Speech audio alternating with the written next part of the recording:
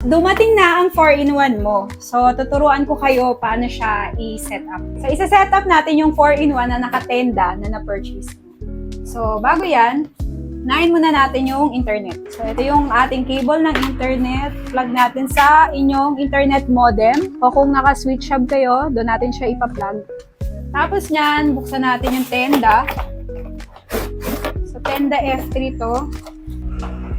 Plug natin yung kanyang power. Dito. And then, kahit saan naman dito sa tatlo.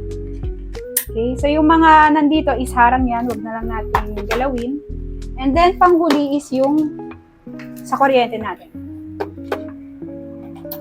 Yan. Ganyan mo lang siya isa-set up. Tapos nyan, pag na-receive nyo siya, kunyari galing siya sa malayo, hintay muna kayo kahit mga 30 minutes bago nyo siya i-power off. So, bubuksan ko yung likod ng ating vendo.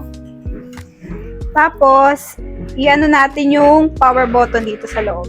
Long press lang natin hanggang sa mag-on yung ating tablet. Yan. Then, hintayin lang natin siyang mag-boot and bumukas. So, habang hinihintay natin yan mag-boot, dapat meron na kayong account sa The Foxtech. So, para saan yung The Foxtech? So, sa The Foxtech, ito yung lalagyan natin ng balance. So, every time may magta-transact sa machine natin is dito siya babawas. So, ang next step natin pagka-set up nyo ng wiring ng ating 4-in-1 is itong The Foxtech. Tapos, create ng account. Tapos, top up. So, click nyo lang yung top up. So, pwede tayong QRPH na online banking and Palawan Pay.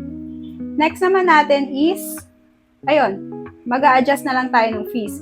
So, kung mapapansin nyo, lahat ng transactions natin nasa app. And then, isi-sync settings na lang natin siya para mag-reflect siya sa machine.